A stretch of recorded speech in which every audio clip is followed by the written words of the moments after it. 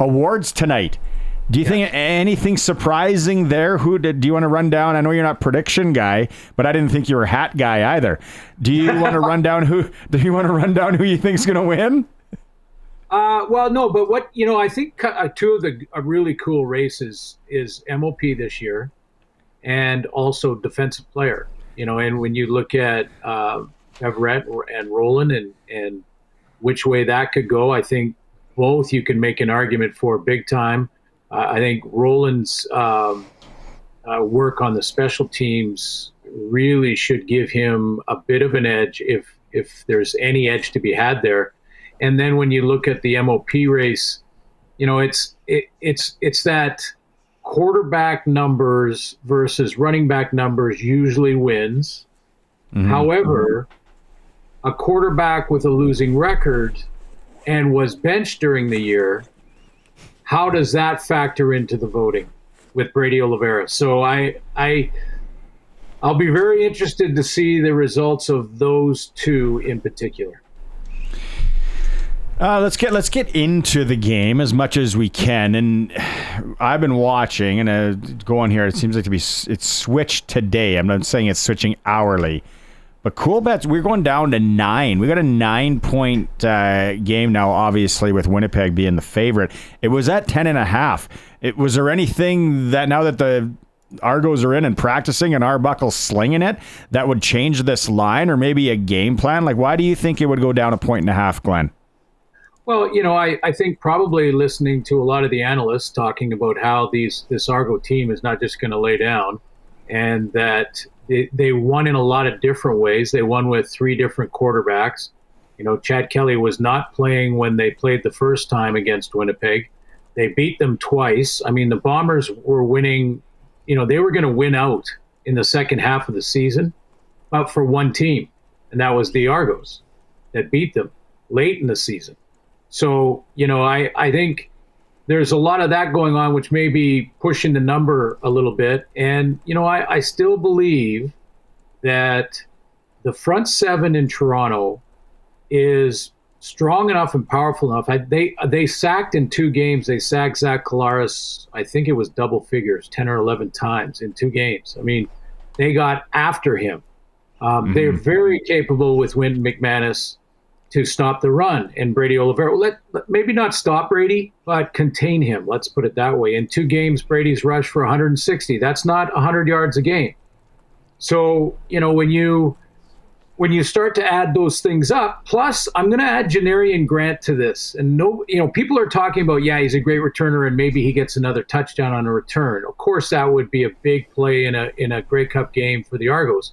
But Janarion Grant could also cause a field position advantage by just his presence and his reputation.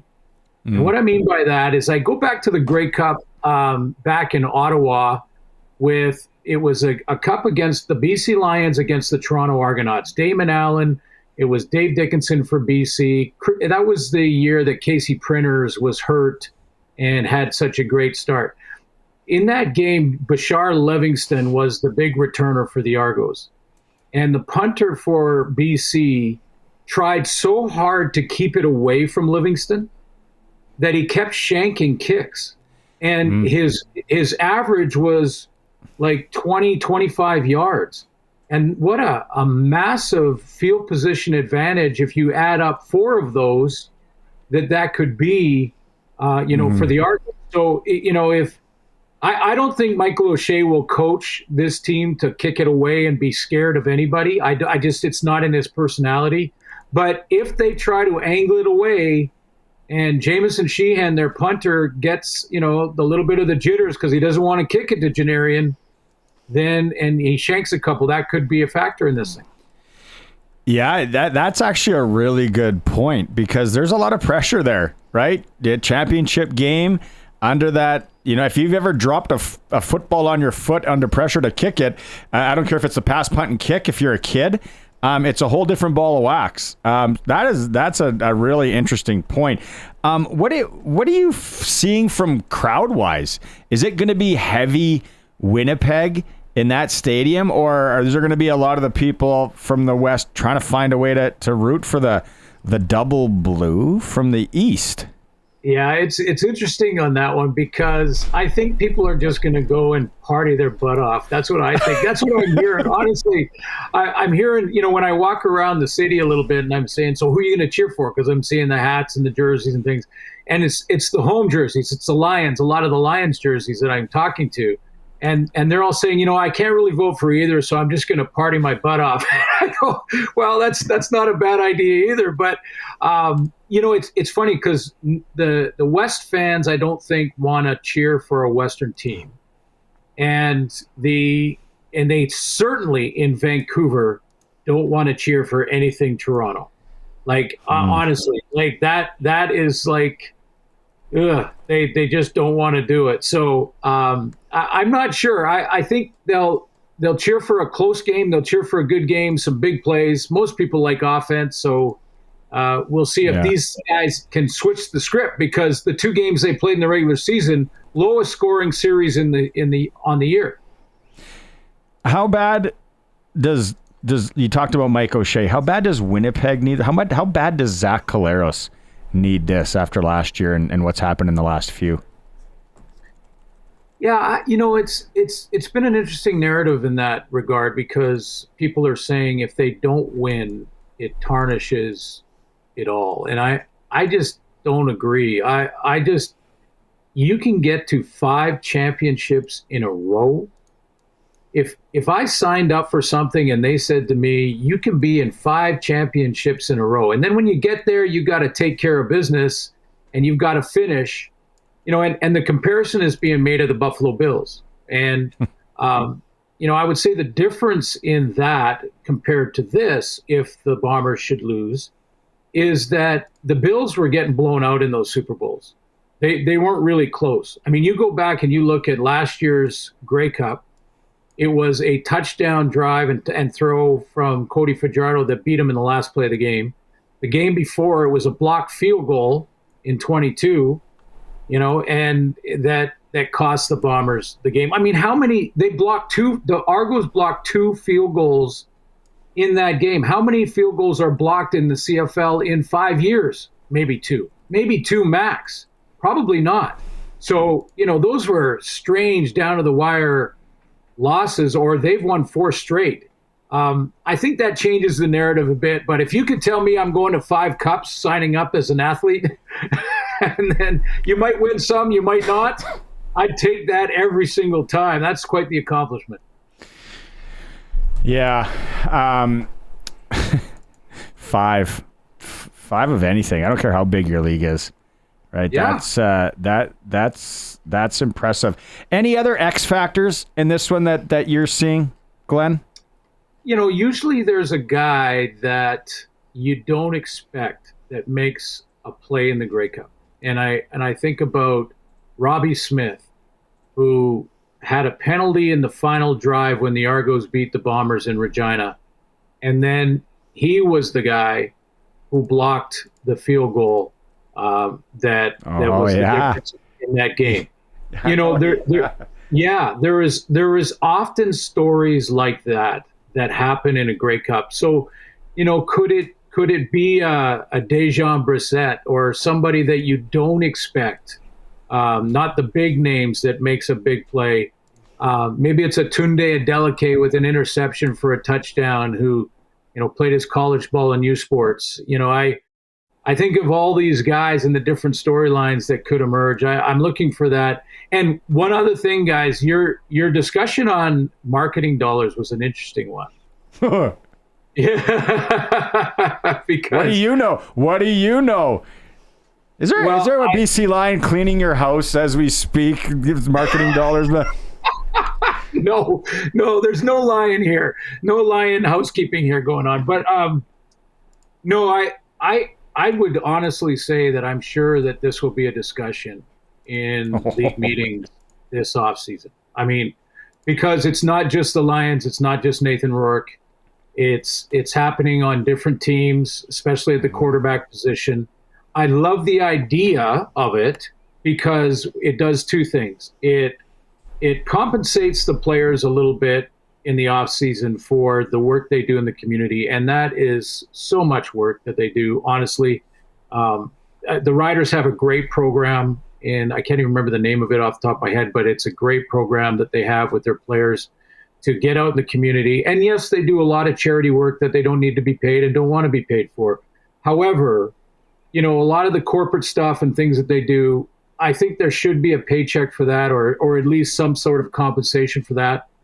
However, this could get completely out of control with these private owners and the big money. And we've added a new private owner and lost one community-owned team. Not a bad thing, just it's the way of the world. And in Edmonton, and I think when you hear coming out of the off seasons, I would suspect they're going to talk about it, and I'd be surprised if there wasn't some sort of cap on it. I think it's way too difficult to put restrictions on how many you do and try to put a price tag on different speaking gigs and things like that you do. I think to try and monitor and gauge all that would be way too complicated and too time consuming. But if you just said, look, you can spend some marketing money on a player, but the cap is X amount of dollars. That's it.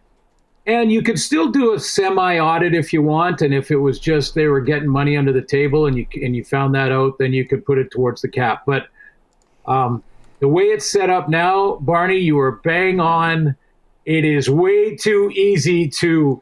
I won't say cook the books, but I would say, little. You can say that because that's exactly what it is. Don't be afraid. Well, no, it's. Well, it would be too easy to say. Well, he went to one corporate thing, and let's put that down for $10,000. Come on, it's. Oh, and then you mentioned Larry Thompson owns a massive construction company, signs a quarterback for whatever league minimum. And then all of a sudden, said quarterback goes and runs a bulldozer. He gets paid whatever marketing. Why? Who knows? It's a slippery slope. I love it though. Yeah. I'd like a Netflix series behind it, and the real look behind the curtain. Yeah, it's a great idea. I mean, it's good for the players, and you know what else it does? It keeps the players in the community. So if you commit, let's say you live in Texas and you commit to staying the off season in Saskatchewan, then first of all, you'll find out how cool it is to do that. But secondly, you're going to, become more embedded into the community. And I think that's great. What we don't want though, is to have like a league where if you buy all the best pitchers, you win the World Series every year or go to it. You don't want it. And that's where I see the part of the loophole. And then if there's any guys from Texas coming to live up here all year round, they'll be asking for danger pay if they've never spent a winter in Canada. Coulson wants to chime in. I'm also just wondering, like with the community-owned teams, we get corporate sponsors all the time. So who's to stop a corporation going, yeah, we'll give you $10,000 and that's just going to go straight to this player as marketing money. I know that's also under the table, but now you've got corporations in the province or city that you're in trying to get these players here too. Businesses, right? No question. No question. It might not come from the owner of the team. It could come from the business. And then do you add that to the cap and restrict that? So I think, and a lot of these players too, to your point, are trying to build a future beyond football. So they're getting involved with a corporation or a business to work towards what they're going to do when they're done playing the game. And then we don't want to curve that either. We want to give them every opportunity to do that. So I think the discussions will happen in the off season. I think they have to, just because of what you guys have been talking about. There'll be a cap for sure. Okay, we're up against. We got about 2 minutes left here. We're going to play this clip. I want you to tell us what you remember. I know you were watching it. Callum has to hit this one, just so they have that 3-point cushion when the Lions go the other way. Paul McCallum attempting this field goal from the 17-yard line. Boy, that looks like a chip shot, doesn't it? Well, how many of those did you hold for Ridgeway? Many. What do you remember about that, Glenn? This field goal, 17 yards. Whenever that happened, guys, and I felt so badly for Paul. I know him well, still do, and I feel first for the player because I certainly know what that feels like.